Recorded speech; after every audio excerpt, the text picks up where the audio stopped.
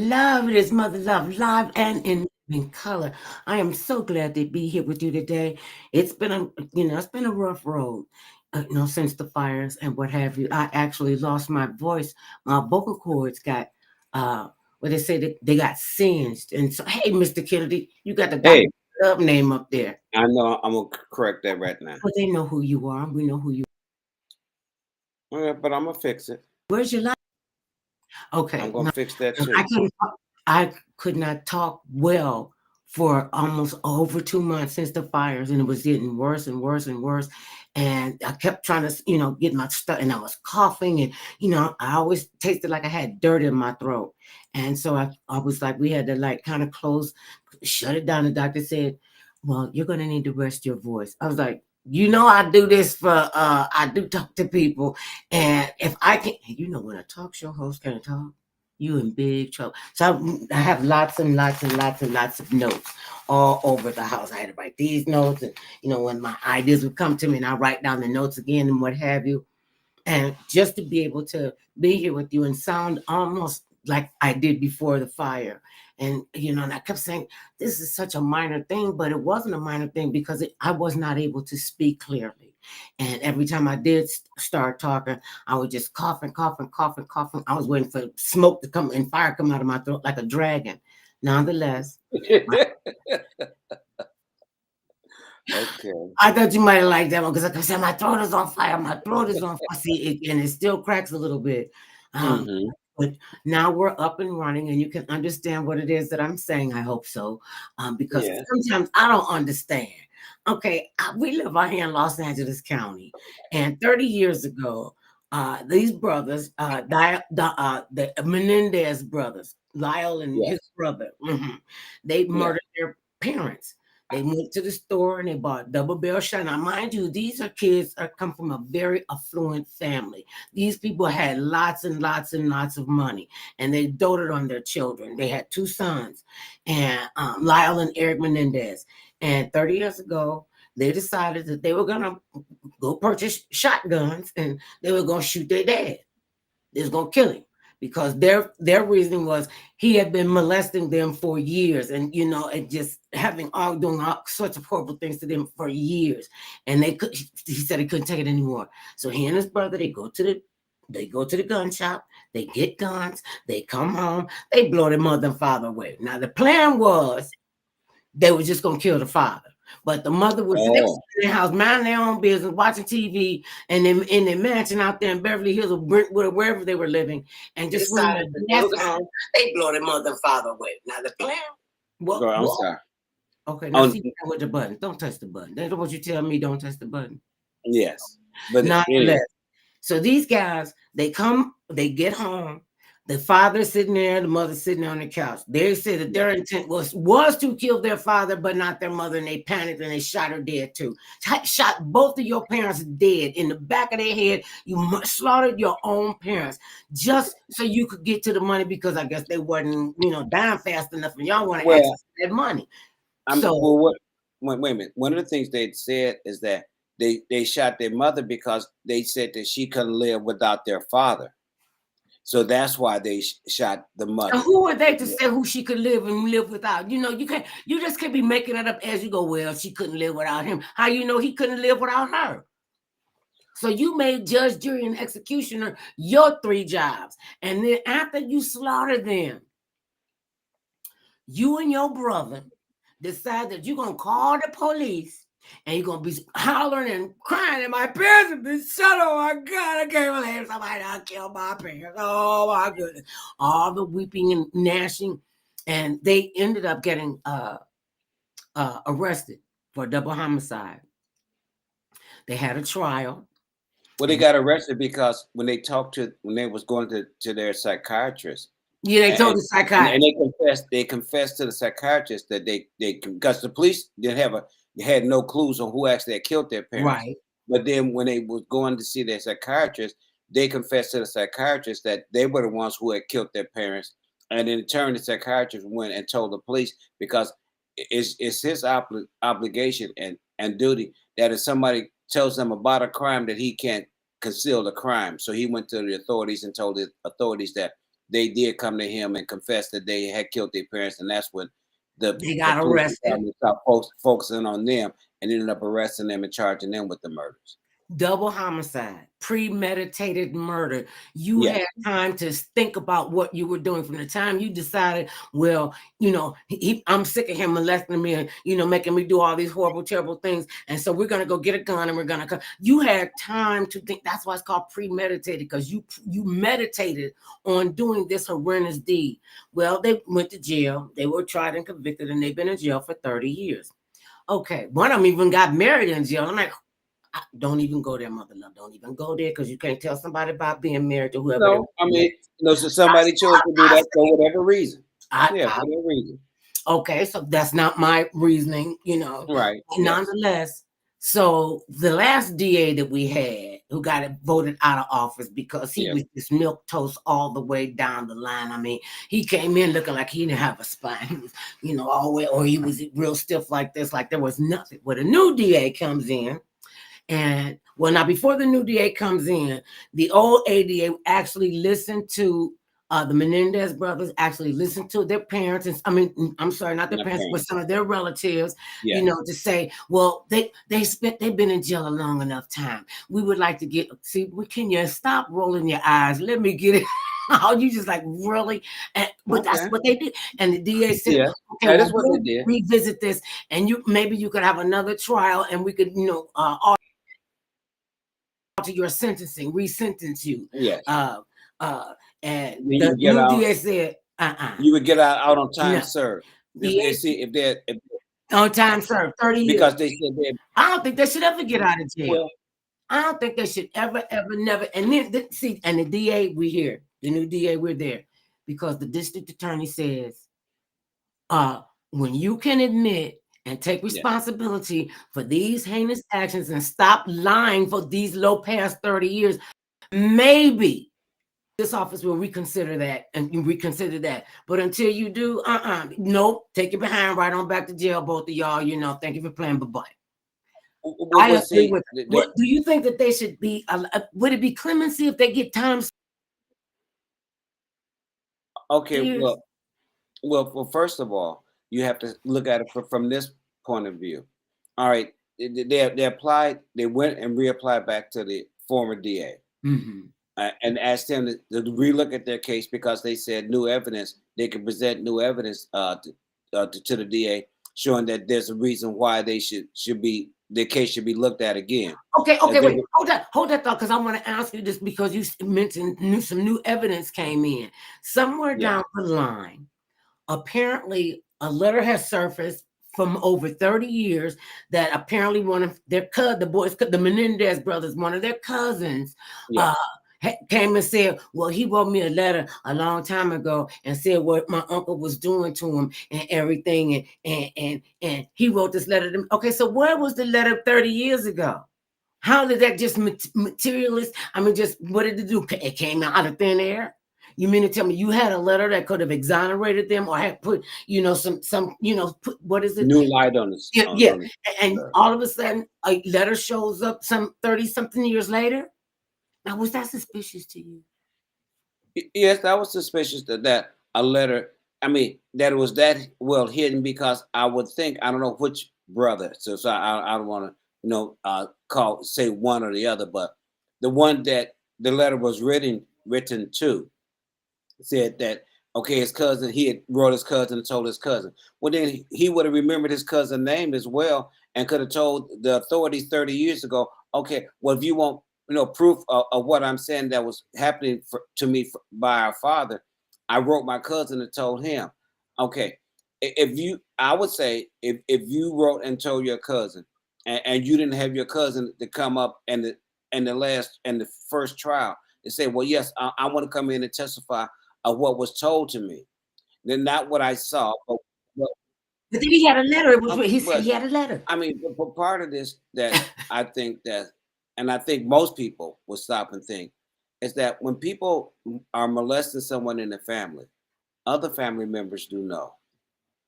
I think it's rare. And they tell you, don't say anything. But Don't say I anything. said, but they know. Because this is family business inside of family doors. Okay, but When the point, we grew up with the adage, we grew up with the adage, what you see here, what you hear here, when you leave here, let okay, it stay here. well, And people were that's what all right, people were but told. if that was the case, then they didn't tell what was happening to them, or did they tell? I mean, now you can't say in one breath that they told, and then the next breath they kept it inside their family of four. Because But then, okay, the family of four. But then, apparently, this letter was written to the cousin by one of the brothers. You know, they both evil. By one of the brothers. But the fact that the timing, you know, you've had this letter for 30 years. Now he could have wrote that letter anytime and balled it up and look. I done made stuff look okay. Don't be giving away no trade secrets, mother, about what you could do with an iron and paper. But nonetheless. Still, they had time. I don't think they should okay, ever get out of jail, ever, unless they coming out in well, a body okay, bag. but the reason why they were turned down by the district attorney now is because since he's been talking with them and been listening to the conversations they've had previous to this, they've not shown any remorse about the killings at all. Because even if they didn't have remorse for their father, that they wouldn't now have remorse for their mother, because even them themselves said the only reason why they killed their mothers because they didn't feel that she could live without their father, that they thought that their marriage was that tight that one could not live without the other. I mean, and maybe it was. I mean, because I'm not in their family, I can't sit back and say I know that it could not have been. But I also know, even in the tightest of families, if somebody is accidentally killed, in a car crash, That wasn't an any kind of accident. way. But then normally, even Mhm. though the person does not want to go on, usually will go on, and if the father would have died years ago, would the mother remarry possibly? Would the mother, there's a lot of things that could have happened that we'll never know. Because and sometimes, if you've been together with somebody, and like when they're in their 70s, 80s, 90s, usually if someone dies, the other one dies soon after them. The mate usually dies not too long after that, but that's Yeah. later. And sometimes they go on, and sometimes they go on and Yes. live And, glorious lives. You know, they pass behind them, they work through it, and they yes. keep moving forward.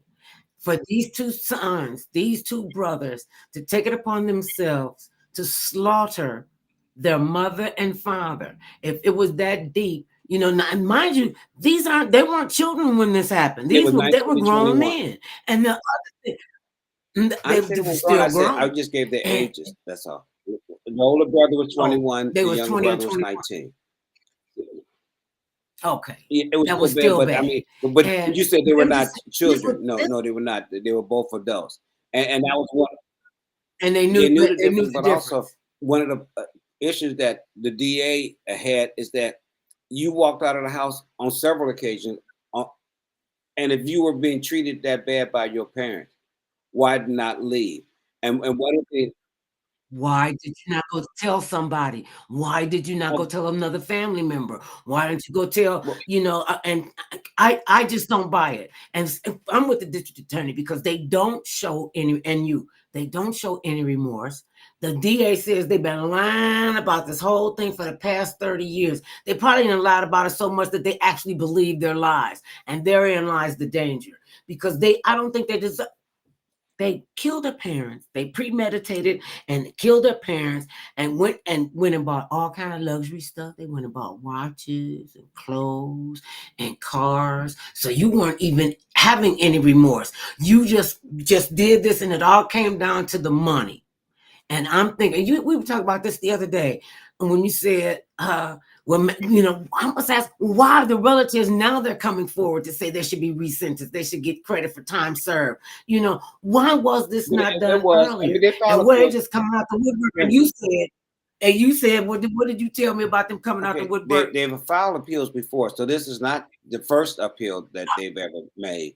So yes, Right. they have filed for appeals before.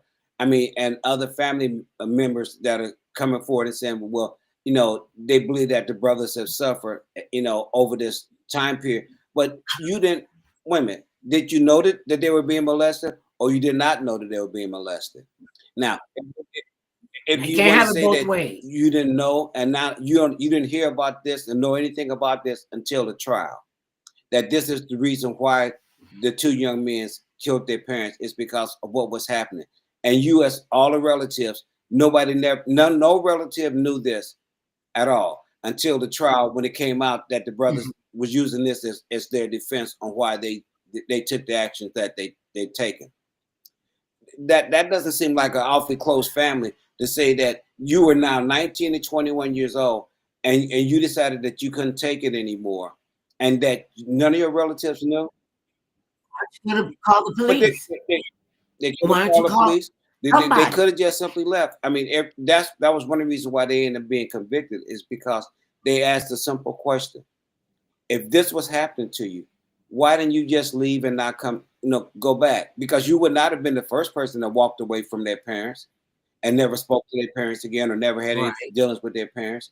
What made you keep coming back over and over again? Now, Money, money, money, if you say money, that you love your money, if you love your money. mother, then you don't want. Then why would you kill her, harm her? If you say you love your mother and you wanted this horrible thing to stop happening, how did your mother play a role in this? I mean, now I don't know. Wait a minute, I don't know. So I wouldn't mind being corrected. As someone says that during the trial, that other relatives said that Kitty Menendez, you know, they thought that she probably would know, or that she was just covering for her husband. Okay, Her you husband. have to, you can't be in the middle sometime, because if you knew that this was going on, did you allow your kids to go over there? That you keep them away from this man because you thought that not that you thought, but then you would have said that you knew that he was a molester, a child molester, and so your children would not have gone over there. The Menendez, remember the Menendez band said that he was molested by their father. And he waited 30 some years later Uh-huh. also to say that he Right. finally got the courage to admit that. But if this is something that was happening to you, why would you allow these two brothers to go to prison 30 years ago when you could have came and testified? See, I mean, therein that lies the part huge, must huge be. rub to me. Because that's why the district attorney is saying, they're not taking any responsibility for what they've done. He called the case an instructive case, like Sirhan, remember him? uh, Yeah, uh he was arrested for killing U.S. Senator Robert Kennedy out yeah, here in Los Angeles, and he had many letters of support and determined to be a low risk inmate. However, Governor Gavin Newsom blocked his parole in 2022, saying Sirhan still poses an unreasonable threat to the public. I believe they were serving unreasonable threat to the public, the Menendez brothers, because then they'll feel like, okay, well, so we did 30 years. I could do 30 standing on my head. Okay, so now I well, can get out. I don't. Well, I wouldn't say that they would just say that it was no big deal, because I mean, I don't know what prison life is like, and I hope I never have to Oh, find out what prison life is actually like. I mean, it's one thing to see it in the movies right. and they play it off and make it glamorous. Oh, this person is able to do this and he's doing that. Right. I think it's far a different case if you're actually in there and locked up. Well, And I don't see, know too many people who come out of prison saying that they really enjoyed their time in prison, that it was like a cakewalk. oh, If well. they did, there's probably something mentally wrong with them to think that. But the fact The that prison I is mean, no cakewalk. I was in jail for overnight, and listen. They scared me straight, but I went to jail because I didn't want to kill somebody. I said, "Let God handle it," because if I handle it, I'm going to jail. So, it only took one night in jail for you to get thinking right. I mean, even with these young men, I mean, it's not to say that they did not have the power to get up and leave, that they from could the have home left and get and them. never return back and let their parents always wonder where they were, or went to Oh, or they went were and lived with down their there. They relatives. they were a high profile family. I You mean, know. high profile or not, being high profile does not mean that nobody talks. Now, see, when one breath they want you to say you're so high profile that you won't discuss anything, but if you're being injured and you're being hurt, 9 out of 10 times you told somebody else, and you just didn't suffer in silence. So they want you to believe that they suffered their entire childhood growing up. They suffer, But they wrote Continue it, to suffer. he wrote his cousin a letter and said long time ago that his father was molesting him, and I'm suspect about the cousin who miraculously Who would found have kept it? Well, no, I used to be suspect about the cousin who received that letter and then presented at the trial. No, no, and said at for the 30 actual years. trial. At the actual trial. They said that. Because if this is part of your case, if this is the main crust of your case, is that you were molested as children growing up, and you did confide and one of your cousins that this did happen. The fact that your cousin did not come up during the trial and say, "Well, I will tell what I know." I mean, I may not know a lot, I may not know that much, but I do know what my cousin wrote me a letter and said. And if he wrote you a letter and told you that, I think, and most people with common sense would think that would have engaged the conversation between the two cousins. A letter would not just been Right. sufficient that you would have said, okay, my cousin wrote me a letter telling me these horrible things that my father's doing to me, and I never talked to my cousin about it. See, and that's what the district attorney, the new district attorney Hochman has Okay. said. You know, you got to take responsibility for your actions. You know, there had to be a reason why the governor of California said to Sirhan, you're not getting out of Okay, jail. He blocked his parole. He said, I don't know what amount of prisoner you've been. You assassinated a sitting okay, a U.S. senator. You should but never this get out also of our jail. sitting governor, Governor Newsom, was also saying that he wanted to review the case as well. Now, he recently said about 3 weeks ago that he wanted to review the case. This is before the DA came out and said that he was withdrawing the petition that they had put forward, his predecessor had put forward, that he was rescinding that because, in his time being in office and talking to the gentleman, that neither one showed any kind of remorse. And part of how you get released from prison when you've been convicted of a crime, a serious crime, that way you get serious time in jail, is that you show remorse. You know, now they said they're model prisoners, Prisoners, and they've got advanced well, which is degrees, probably the and they're truth. at low Which is risk probably is the for truth. uh, inmate risk Well, it's probably assessment. that probably is the truth Mm. that they did that. Well, you shouldn't get out on the lie, though. You should not get out. And like the DA said, these guys have been lying to themselves and everybody else for 30 years. And now he said, take responsibility. Until they could take responsibility, he said he wasn't Well, looking at it. Then now that they know what his whole card is, could they fake their way well, through that? And fake sincerity and fake let the courts know I will never do this again because you are never gonna get well, any one of the parents things, again. I mean, So of course you're not gonna have well, one Patrick of the Scott. things I mean, I have no idea to say if now all of a sudden that they could start saying now that the present DA says that his biggest reason for not even he wanted to hear the case any longer is because they've shown no remorse at all. Oh, okay, but even if you No. started today and said, "Oh, now that I heard what the DA had to say about our case, well, now I'm going to start writing letters, or I will make phone calls saying I want to, say that I'm sorry. I meant what I did, and I'm sorry for what I've done." They've not said that or done that, and if you immediately flip the script, and all of a sudden saying that all of a sudden you have remorse now because that's what you heard that the DA said the reason why you were not getting out because you had no remorse. And that's what I'm talking about, what the fake comes Okay. in. Will they come in now and say responsible and we sorry that we did that, but we're rehabilitated criminals. We are rehabilitated I murderers. mean, but they could say that. But they could say that, and one of the That's what they things said, about but that, their family members have said that uh, uh, okay, they said that they have been preparing for their bid for freedom in recent years after new evidence of their father's sexual abuse emerged, and they have the support of most of their extended family.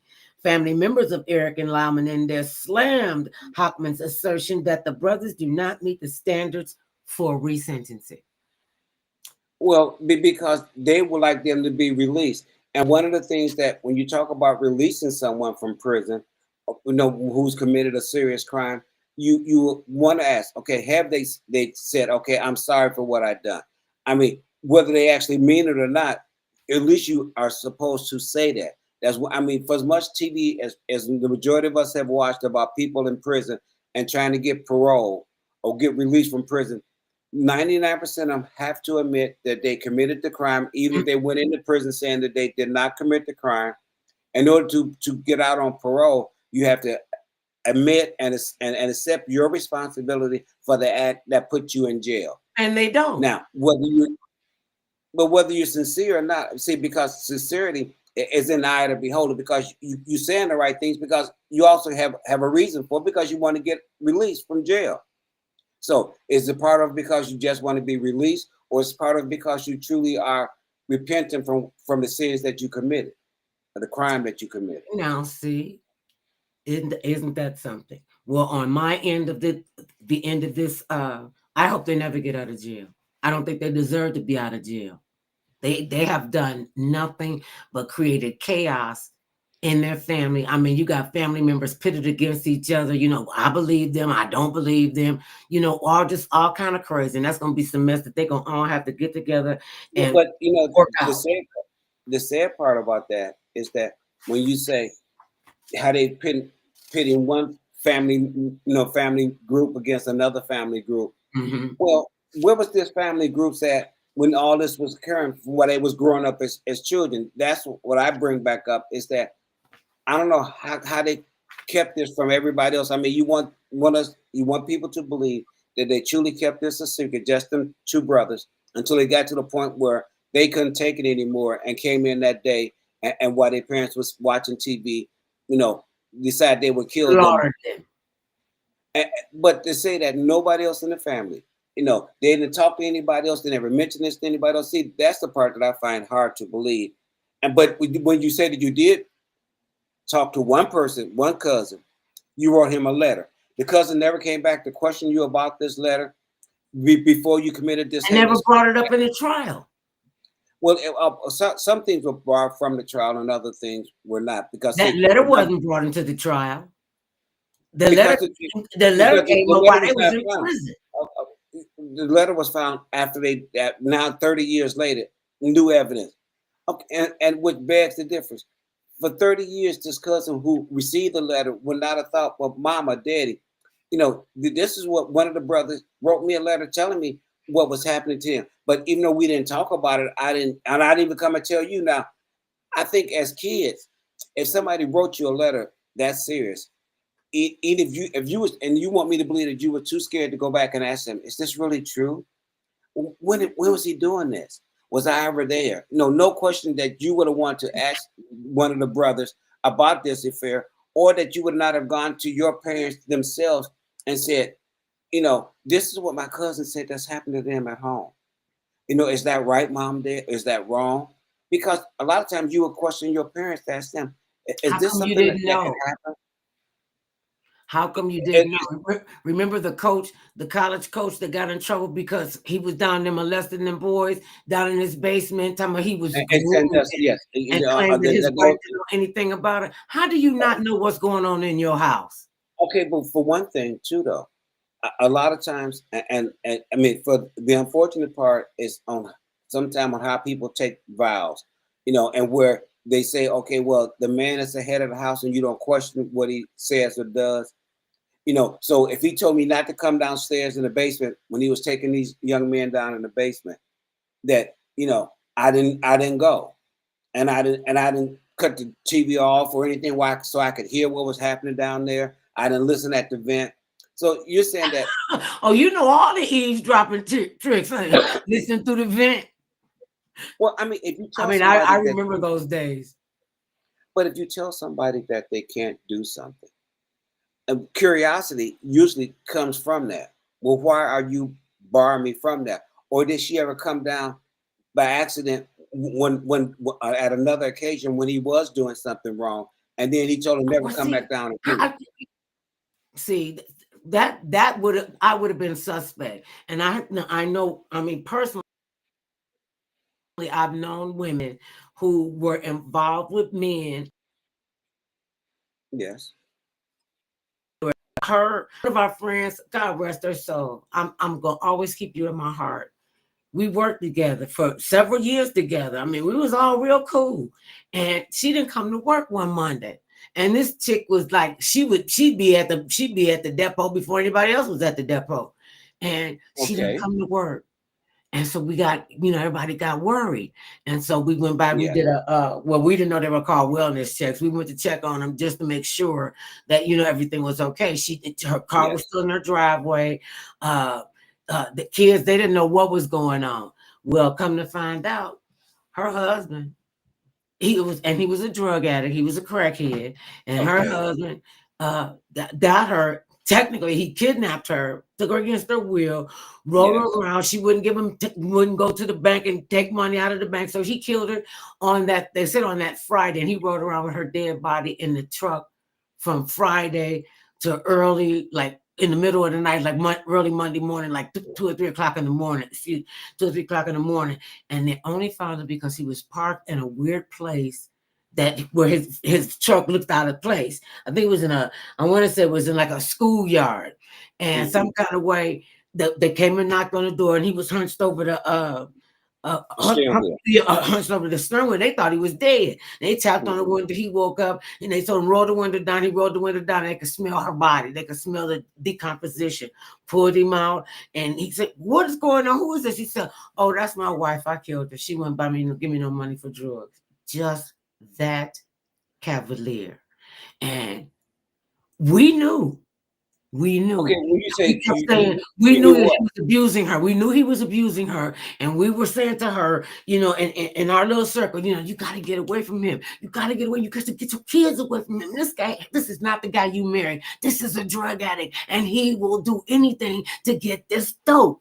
And she was like, "Oh well, I said I was gonna stay with her for better, for worse, and this was in worse times." And I mean, it was just, and for her to lose her life because her husband Well, one of the things turned you into a think. drug addict. Well, one of the And things.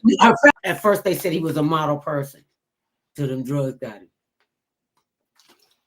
Well, he could have been a model person until the drugs took effect. I mean, you have to stop and think about that. I mean, it's people want to immediately act like you're a horrible, terrible person because you get accused of doing drugs or of you done drugs. When in actuality, like people who are alcoholics. I mean, people live with alcoholics their entire lives, and to say that this is not taking a toll Yes, on I heard it people. was called functional what? But growing up, a lot of people around us were functioning alcoholics. They go A to lot work of every people day, are now too. come home on Friday, be drunk all weekend long, and start over again on Monday. And they were I mean, but functioning very well. well, there are a lot of people like that. I mean, that's not Still something like new. that. You know, every generation will have people who will do these things, and a lot of times because this is something that you saw growing up. You Mhm. saw your parents drinking a lot, so then you drink a lot. If you Mhm. saw your parents doing drugs, a lot of times you end up doing drugs because psychologically it's something that you became accustomed to because that was part of your survival. Yeah, And now, whether you pick that up or not is another case. But right. to say that you don't see that, yes, you do see it, and how Yeah, it affects you. kids don't know what to do with that. They don't understand that. They don't understand their father coming in, after work, and he all tipsy and bobbing and weaving. The mother come in, you want something to eat? Yeah, I want something to eat. She bring him something to eat. And he stole the whole plate across the room because that ain't what he wanted to eat. And I mean, I've seen this. I've seen it up close. I done went and got a bunch of women out of relationships and several guys. And see, people, whenever you hear about spousal abuse, people always think it's the man that's beating on the woman. I knew this woman who was just horrible to her husband. She was just awful to him. And something happened to him, and he was like bedridden for a while. And she treated him like uh, I want to call it a Misery, movie. Yeah, yeah, no, misery. no, it wasn't quite that bad. She didn't have him tied to the bed, was breaking his legs. You know, it wasn't like that, but it was. She would cuss at him. She would spit in Excuse his food right in front of him. And it was, and she was saying, "I'm getting back at him for what he did to me." Now he died. I'm trying to think of the name of the movie that Diary of a But Mad Black Woman. okay, When yeah. her Now, husband threw her out the mansion and married the other girl, and then as soon as he got into a bad car accident, the new wife ran off with all the stuff, and she was right there to take care of him. She could have did a whole bunch of other stuff, but she didn't, and that was but that was a good thing, though. you got to check it out. And because her heart was she did for him, you know, and she went off and got her own man. She got her a boo that was gonna take care of her. Okay, so now let's move on. I mean, but Wait, no, I just want to move okay. on for a minute, okay? Because and it's kind of like moving on, but it's kind of moving in a direction when we talk about you never know why people stay, why people don't leave, why abusive women don't leave their abusive mates because he's holding all the purse strings and he's controlling the money and the food. I mean, I can't even imagine you telling me, okay, you're only gonna get this $100 and you got to figure out what you're gonna do with it all week long, and you got to buy food for everybody. You got to buy enough. I'm like, oh, that didn't You make would be sense. a genius. Huh? You would be a genius if you I, could. I was like, but see, that's why when people don't get to know who who they're marrying, who they want to spend the rest of their life with. They don't know what the kind of core person is. They look at a beautiful woman and know she's gonna be a beautiful wife, and sometimes that just don't work. You could be a handsome fella, and doing all the things that you're supposed to be doing and should do and doting all over your wife. Oh, that was me. I'm having a flashback.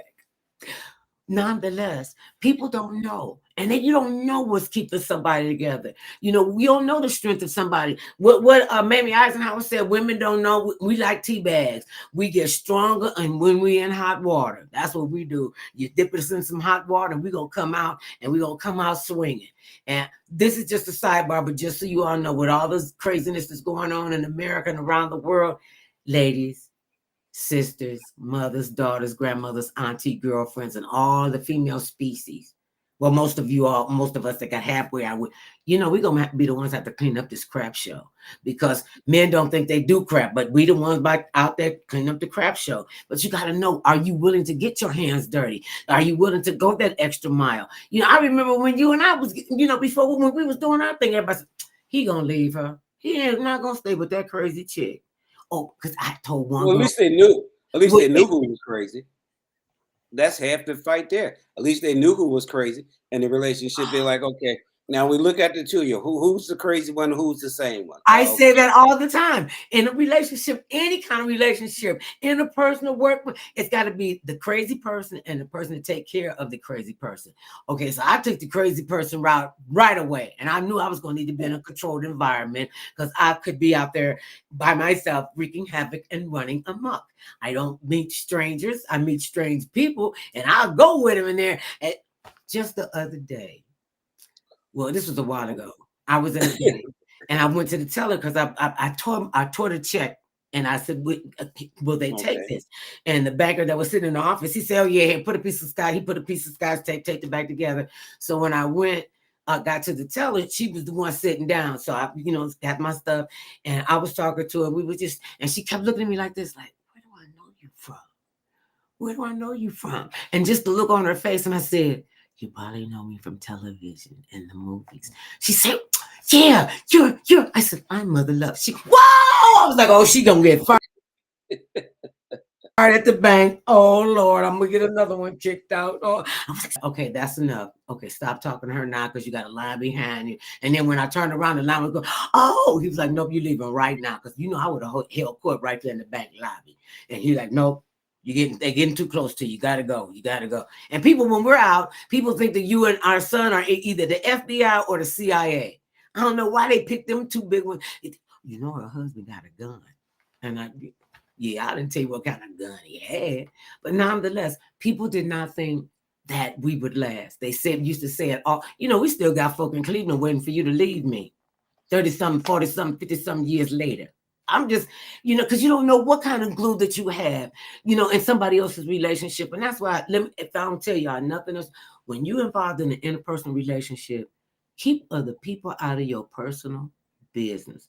They don't need to know what's going on behind your bedroom. They don't need to know what's going on behind closed doors. And Okay. Well, see, now that's what women. Now that's what some of these incidents that we're talking about earlier about people hurting a spouse or children and nobody speaking up about it. So you see, that can go both ways. If you know somebody's harming another human being, you got to it, say it, something. that you should know about, and that should be something that you should be aware of. Now maybe one just to know gossip for gossip's sake, though that's different. But Yeah. want to know if someone's actually injuring another human being, be it their mate or be it a child. And animal, or injuring whatever, themselves, and or injuring or themselves. themselves. How many Yeah. people done got behind the wheel of a car and thinking that they're, I just got a buzz. I'm all right to drive. I'm all right to drive. And then you run into somebody, you hurt somebody, you kill somebody, But and that's you millions of people. get out to take a Millions. sobriety test, and they got you way over the official limit Okay, for but for wait a minute. alcohol. I But don't think tell you the can truth. drive if you got any alcohol in you. Tell the truth. Shame the devil. 99%. I'm saying 99% of people who drink or do drugs and have an automobile still do drive. Now, the Yeah. fact that 97% good home, safe and sound, and never have any kind of incident, it's the reality that if we be honest, because when most people when they're young and even as they get older, if you're a person who drinks or you're a person who does drugs, you've been doing this for a while, and you do feel that you know your limits and you can drive home. I mean, the fact that we have Uber and Lyft now, and but not even before then, you had a taxi Right. service that if people weren't intoxicated or inebriated, they should have gotten a ride home versus driving, and they didn't, and then they were in an accident and killed somebody. That Or we know, themselves. or themselves, that we know that this does happen. But the fact that 99% of us who drink or do drugs do and have an automobile still do drive. And Now that's what people can pretend all day long, but if people honestly told the truth, yes, they do, because most people do feel that they know their limit. Or you, even as their friend, y'all can be out at a bar and you can, and everybody have a cup, 2 or 3 drinks, and everybody get up and go home, and nobody's thinking, oh, well, Ralph had one too many drinks. I'm worried if he get home. Now you may be worried about somebody, and you'll call we to always see if they had. get home, or We ask them always to had. call you. We always had one person, and we would I mean, switch out. no, One no, I person ain't gonna would come lie. in and be the I driver, so said, you could only drink cranberry juice or orange juice or whatever it was, or water, and I lemon water. said, and I say once again, that's still 99% of us who drink and do drugs still drive. Now that 1%, because hopefully that percentage is far larger now, because having Uber and Lyft and other services that people are willing to take Mm-hmm. voluntarily Mm-hmm. has increased, because of the awareness has been really been hammered in home more about not drinking and driving. But I mean, when we were growing up as kids, they would tell you, don't drink and drive. You would have to see commercials, but in reality, how many of us honestly did that? That's what I'm saying. In reality, how many people honestly did that and say, well, because most people will say, well, I only had 2 beers, or I had 3 beers, and I Or and in I the had, course of a time frame, there's also a time frame. yes, I've had but I'm three just saying, drinks in an hour. even if they said they had 3 beers, whatever the time frame Mm-hmm. is, because I mean, as we got more knowledge and was telling people, okay, if you're drinking, spread it out. If you're drinking, drink water, drink coffee before you Eat get ready to before you leave, so you drink. can be That alert. was the thing for us. If we knew we were going out drinking, we would eat before we drank. And then by the time we got ready to leave the club or the bar, it's like what, 2 o'clock. Then we go to the barbecue joint and get some of them greasy To chicken. cut down. Got that Wait a liquor minute. But up once for it. again, to say, I said, if people just be honest, a majority of them still drove home. I, and that, if Actually that were having a not the drink case, or doing drugs. And I'm saying, that's not, a knock on anybody, but it's the reality that we it is a face, knock and on that people that think that they could get behind the wheel of a car and they're under the influence of drugs and or alcohol and trying to operate, which is and we were 99% of them scared make it straight. We home. were like, when you get behind the wheel of a car, you got to understand you are in this car can be weaponized and you could hurt But yourself or hurt don't you think somebody else. about it? But don't you think? I mean, in actuality, I'm saying, because people can always try to pretend like, oh no, I never did that. But I said most people, the majority that drink or do drugs, still drove home if they happen to have a car. Now, I, yes, it's a larger number that will take Uber and Lyft, or get a friend to drop them off or leave their car someplace. Yes, that does happen. And I'm not trying to pretend like it does not happen. But the majority of us still do drive. That's why they have the records that they show you of all the people who were pulled over, why they still have variety checkpoints. because people still drink and drive. That's Yes, still they do. reality. Okay, now Okay. I wanna touch on this particular issue because we're seeing a lot of this in the entertainment industry, and we're considered to be high profile people. If Yes. you go someplace, I'm in a bank, and the lady teller, she just kind of almost flips out, Recognize you know. And so oftentimes entertainers, celebrities, whatever, it could be athletes, it could be actors, it could be you. Yeah. politicians, oftentimes they think, that they can get away with stuff, and they kind of do let us get away with some stuff. I mean, I was out there struggling as a comedian and doing my thing, and having got to park down the street because like my car is whatever the deal is. On one side of Mhm. my car was beautiful. It was a Delta 88. It was copper tone. It was just absolutely beautiful. I had gangster white walls on it. It was beautiful. But the other side, I had to climb into the passenger side to get over to the driver's side because my driver's side door had a big dent in it. You remember those days? Oh, Yeah. You had to pay for every little thing. Once I yes. started getting some recognition, around my hometown, because you never get famous in your hometown. Well, I actually did get famous, and I'm famous for other stuff. I was famous already because I was fabulous already. Uh, but when you start to get famous, people either want to lift you up or tear you down. Now we're fast forward into the 21st century, and now they have a thing called cancel culture. We want to dig up as much dirt on you as we possibly can.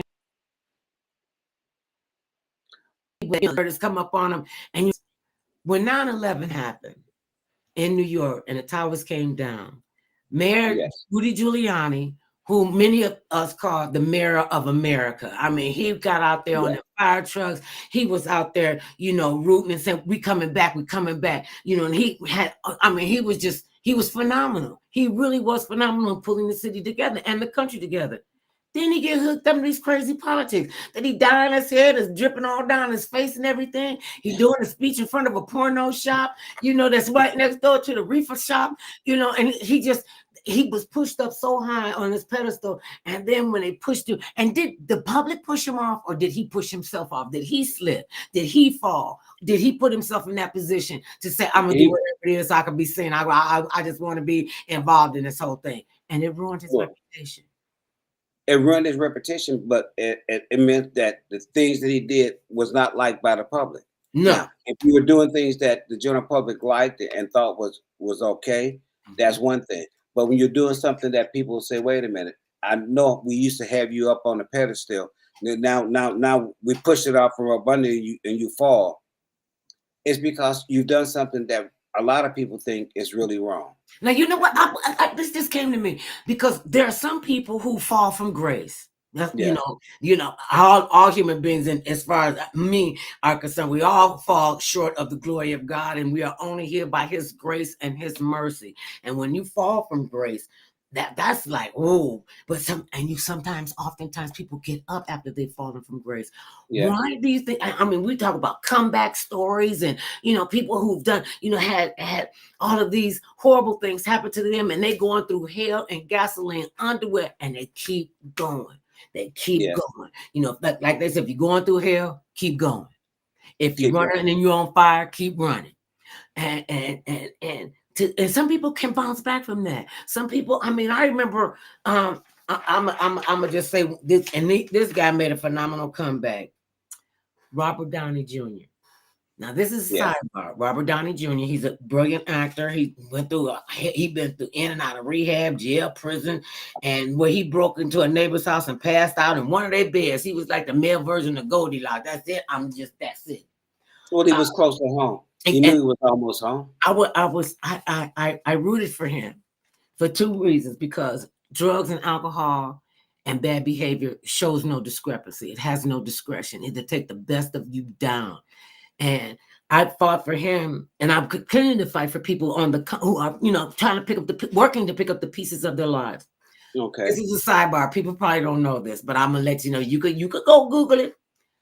I worked with his father, Robert Downey Sr. He You was did. called the Mouth. He was a talk show host, and he had the Oh, signature red socks. And every time we were together, we cut up so bad. Oh my God. So he got that outstanding attitude from his father. And I know exactly where okay. it came from. I met him when he was a kid. And, and just to watch him grow up and watch his life fall apart and watch him put it back together. So there is redemption in some of this, but can all people be redeemed? What about For most of us, most, maybe not all, because some things you'll do it and people will never forgive you for it. There are wait a minute. You yeah, talking about, can we do it? Martha Stewart as a classic example. She went to jail, okay, for insider trading, right, and came got out. out and grew up even bigger. So yes, if we still like you, we still like you. Former President Clinton, okay, he was accused of his scandals in the White House, but people still cared about him I did despite not have that. sex with that woman. Okay, And that's well, kind of we sex knew talk there. everybody, but everybody knew that wasn't the Yeah, case. well, But the fact that people still liked him and forgave him, even though everybody knew, yes, more than likely that did happen, and it wasn't no question about it. It wasn't like most people said, "Oh no, he that probably didn't happen. She just made that up." We knew he was guilty, even though he was saying he wasn't guilty. Only difference was we still liked him, and we said we overlooked that. right. But Okay. Uh, uh, you have there someone was a else. comment about Rudy Giuliani. Okay, no, we already talked about Rudy, I know, but but I okay, just want to say this because this part is important. After okay, 9/11, all he had to do was nothing, literally nothing. His place in history was sealed. His fall from that pedestal to the national party, extraordinary. That's a quote from the Little Winston Baby. So you could fall from grace, and put it back together. okay. Robert Downey Jr. has done that. Martha Stewart has done that. And we look for rehabilitation. We like a comeback story. And some of them, I'm Yes, we surprised that do. they even come back. Like, what had happened? What had happened to Matt Lauer? He Former Today Show host. from the farmer to, I mean, he was on a national, international level. Everybody loved Matt Lauer. I Yeah, love Matt Lauer. I used to watch him every morning, and then to come to find out he's cheating on his wife. And I thought she did an amicable job of keeping her head up and, not letting it, but he fell down so far, it wasn't even funny. I mean, here he was. He was hosting the Olympics. He was there on 9/11. He was a fixer. Then his sex pervert abuser secrets gets out. And he just I mean, he just I mean, disappeared. why it got out, how it got out. I mean, who told on him? Because it wasn't like this was something that him had not been doing for years. Mm-hmm. And the fact that it got out, and it came out, I think, when he was up for another contract renewal, because he already had a 5-year contract paying him $5 million a year for. Uh, he was like one of the highest, I think, the At highest the paid time. Mm-hmm. at the time. Mm-hmm. You know, who spilled the beans on him, or was it one of the women finally said they had had enough? Or his Excuse wife me, found out and said she had enough. but somebody had to bring it up, and once it was brought up, and because we were in that era of we were shaming people who were doing something, you know, we were in that case of where, like with Harry Weinstein and Bill Harvey Cosby, Weinstein. Harvey, that people were out in people and prominent positions for their indiscretions that they were having off the camera. No, he was That, just a that pervert. He was I telling said, but these that was young still off women, the camera. It he wasn't telling on the these young camera. women, you do this for me and I'll make you a star. Okay, but it wasn't on camera. I said it wasn't on camera. They were doing these things that were not on camera, but it was still brought to light, and Mm-hmm. which is the case. And he was No, fine. He's still in jail. He been trying to get appeal to yes, get out of him. I'm a sickly old man. I'm dying. but I don't know. he's telling the truth about that. But Well, he but should have that thought doesn't about change. that. Well, he should have thought But about that because absolute power corrupts absolutely. I mean, Okay. but did he think his health was going to fail? No. I mean, because that's like having hindsight. If he knew, okay, well, 30 years later I was going to have failing health, then I was going to be in the shape that I'm in. then I would not have been molesting these women and taking advantage of these women that I was taking advantage of, because I knew that it was going to come back to haunt me later. Well, see, that's the whole point. They don't think it through. They think with the wrong head. They think because when they're thinking with this head, I got the power, I got control. When they're thinking with down there in your manly parts head, it's like, I can't help myself. I just love beautiful women. I can't help myself. Okay, so you're admitting that you're a pervert. You're admitting that you're a sexual abuser. When you telling people you can't help yourself, you just have to do this, and still where they ought to be doing one. Remember they used to do a takeoff on where in the world is Carmen, the Carmen, I can't think of her last name right now. But anyway, he was what was I telling you? Matt Lauer was like, where they used to do the thing called Where in the World is Matt Lauer? Carmen Sandiego. They said, Where in the World is Carmen Sandiego? And they did a spin piece where he was traveling all around the world and would tell you about different places. And I mean, different people. Do you just have to, go put your Johnson in somebody else and you got a wife?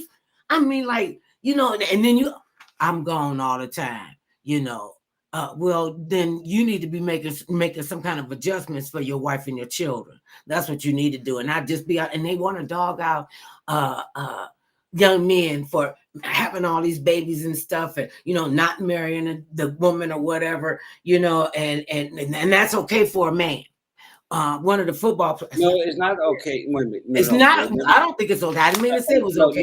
No, it's not okay. The fact that they may say because you're a man that we may give you a pass, but it's not okay because you still brought another human being onto this world, and it is your responsibility. It is you to have morals and scruples to want to take care of that person that you brought into this world, and not just leave them out there the ammo and say, well, hopefully they'll make it. Well, I just moved on, because there's a million and one reasons why somebody moves on. There's a million and one reasons why people stay. And I talk to you all the time about morals and scruples. What kind of morals? Hey, you don't have to be talking about, because I got, I still got morals and scruples. No, I got 8 scruples. I could count them. I got 8 scruples. I got 88. It's better to have some than none. Yeah. See, and that part. Part right there. Okay, let's go on to who else is another. We talked about Rudy Giuliani falling from grace. Matt Lauer. This is one that just kind of never set right with me. Right, but O.J. Simpson is another one who fell from grace. He was loved by all of America until that fatal night in Brentwood. And they could turn on you on a dime. And then after he was acquitted, they really turned their back on him. And then he did something stupid. Didn't he just pass away recently? Yes, he passed away. But one of the unfortunate things that when you think about it, I mean, you're on top of the world. You do something. You were accused of doing something heinous. Okay, you were acquitted in the trial, even though most people still felt that you were guilty, even though you got acquitted. You had a civil trial. You were found guilty in the civil trial. You end up going to jail because you went back to steal your stuff from somebody else, whether it was a setup or not. You were foolish enough to go back and try to, with a gun. Buy your own stuff back with a gun. And so you end up going to jail because of that. So, sometimes, if you want to say, okay, the things work out and way some people would have wanted them to. I mean, you got acquitted. You were free and able to go about your life, and then you do something that end up causing you to go to jail. So, was that you not using your common sense and your wisdom, to have just could have lived a quiet life, and whether people liked you or hated you, you would have been a free man. And that you did something that ended up putting you in jail. People still wanted to be around him.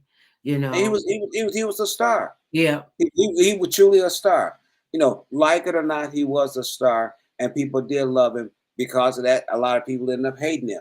But before they hated him, we all loved him. Mm-hmm. And that's the case. Everybody, and you know, with the was it Hertz, he was running through the airport. And everybody thought about, is it gonna be my chance to run through the airport and have to jump over The the chairs seat or what through the have you. airport? Some people did, and they didn't quite make it over the chairs. It was photoshopped, and we didn't have that word back then. But nonetheless, it was all they called Okay, it altering. Uh, yeah, yeah, this was another one. The yeah, guy. because Okay, we're wait a minute. almost I'm out gonna of tell you who time. it is. I'm gonna tell you Yeah, who it is. you Petraeus. got 20 seconds. What? No. You got 20 seconds.